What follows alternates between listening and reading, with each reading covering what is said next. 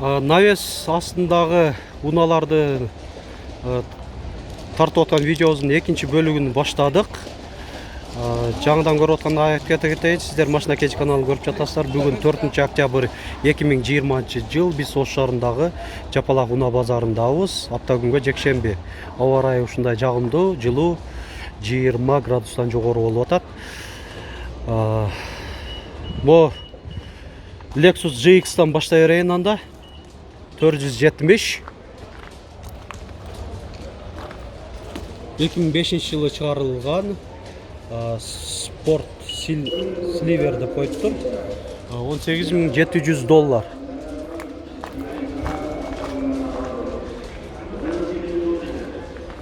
Салон көрсөткөнчө кетемин. Память сиденья 2 режимде.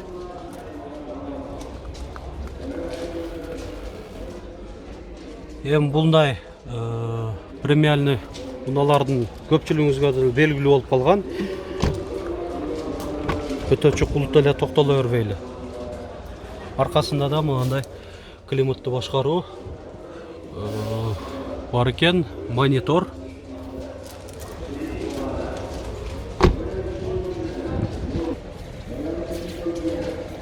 Toyota Camry 70-ші кузовта. Бұл уна жаңы келді. Американец.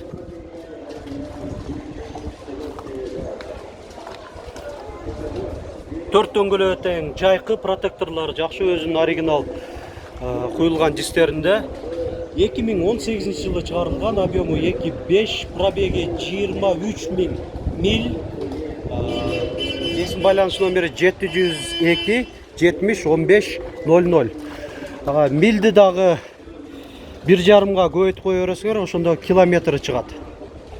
Арка жагынан көрүнүшү чындыгында азыркы эң заманбап кооз уналардын бири десем деле жаңылышпайм.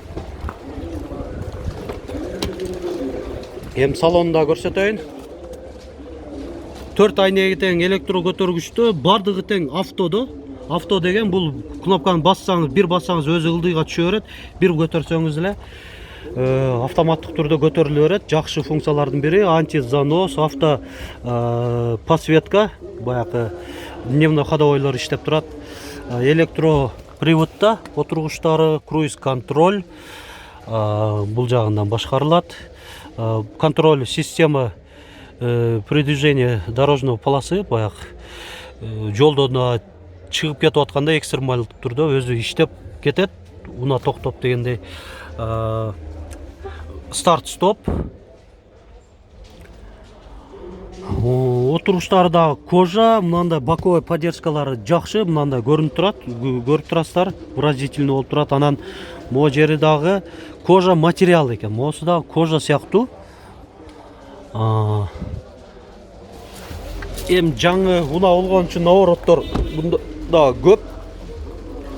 Так, арканкы жагы жабык болуп калып атат. Көрсөтүп коеюн деп аттым эле, анын үчүн дагы ключ менен ачыш керек окшойт. Так, баасын айта кетели эми.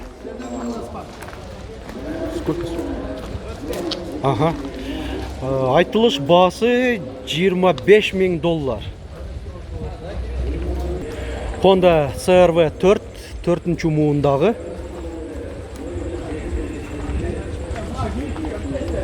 жылы чыгарылган, объему 2.4, баасы $14,700.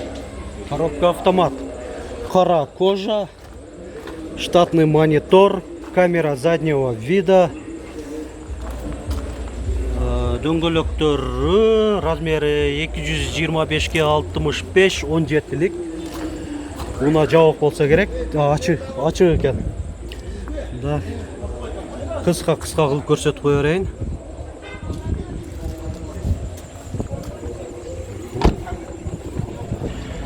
Honda Accord. Дагы да айта кетейин, урматтуу көрүүчүлөр, биз ушундай Honda Accord унасын ойнотуп жатабыз. Биздин канал эксклюзивдүү. 2006 жылы чыгарылган, кыймылдаткычтын көлөмү 2, коробка механика. Андан тышкары дагы Bizde televизорлар, телефондор, жана акчалай белектер да бар. Oyunun шартын эрежелерин биздин YouTube баракчабызга кирип, атайын видеолор чыгарыштар жасаганбыз. Ошол жактан көрүп түшүнүп алсаңыздар болот. Бул унага кайрылып берели.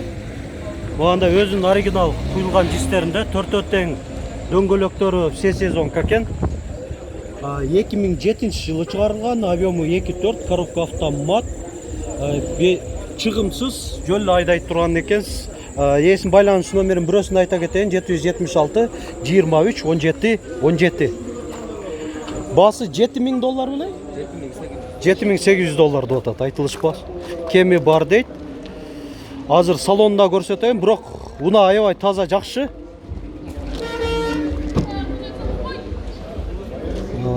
Мына салону. Бунда да 2 зоналуу климат контроль, мультироль, круиз контроль. Пробеги канча болуп калды экен? 150 миң. Отуруштары да мында алькантара. Родной пробег деп атат. Toyota Camry 50 кузов, американец. 2013 жылы чыгарылган, объему 2.5. Коробка автомат. Баасы $12.000 деп атат. Айтылыш баасы.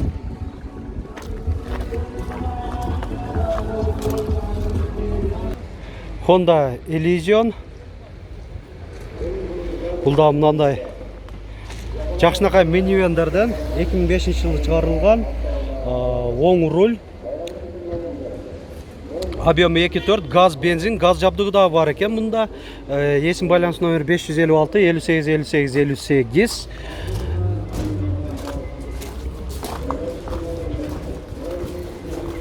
Арканкы жагынан көрүнүшү.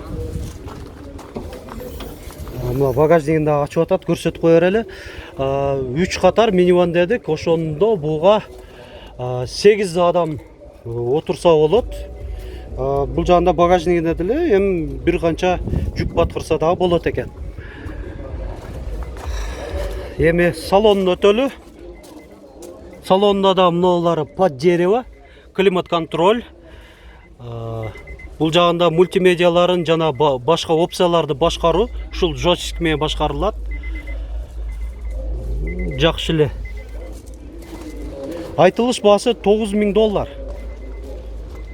BMW X5.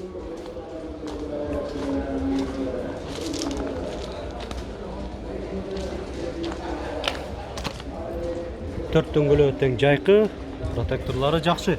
2011 жылы чыгарылган, объему 3.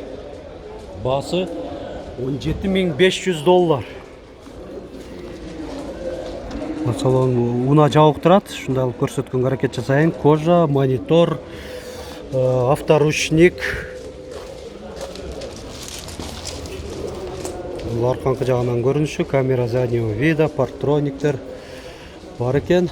Жана ушунун жанында Kia K7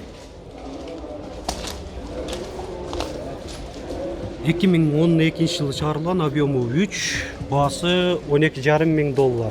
Есин байланыш номер 552 59 00 02. Салон көрсөтөйүн. Мыналар жабык турат. Бирок ушундай баасын жазып койгон аябай жакшы. Эси жок болсо деле көрсөтүп тартып коюп кете беребиз. Бул жакта да бир өзгөчө уна турат. Мындай биринчи жол көрүп атышым, ошого Avante болуш керек, адашпасам. Avante 6-чы. 2017 жылы чыгарылган, объему 1.6, баасы $13.000. Есим байланыш номери 553 53 33 83. Мындай дөңгөлөктөрү.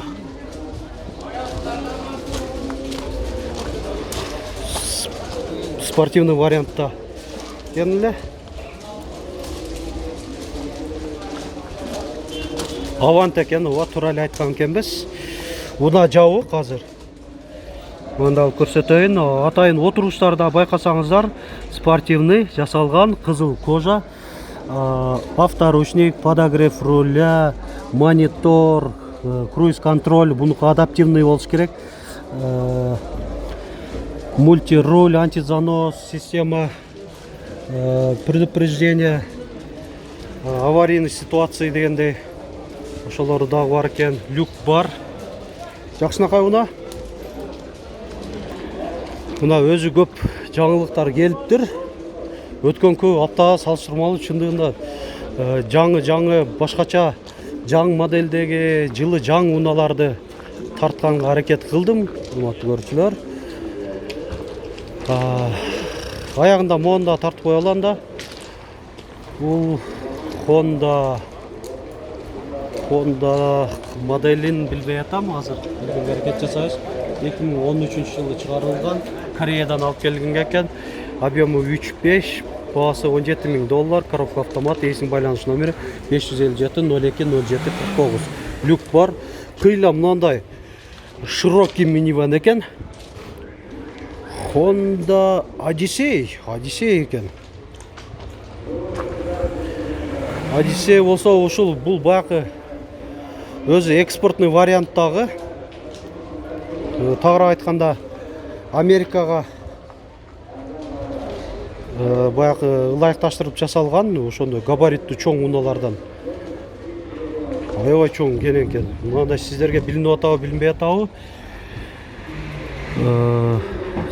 Кожа отургучтары, монитор бар. Бул дагы мында караганда акыркы наворотторду мында деле бар экен.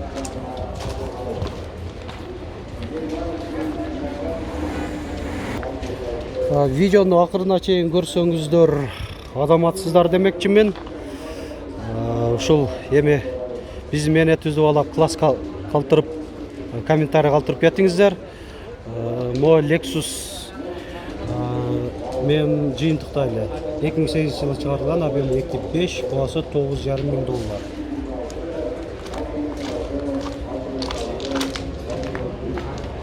IS 250.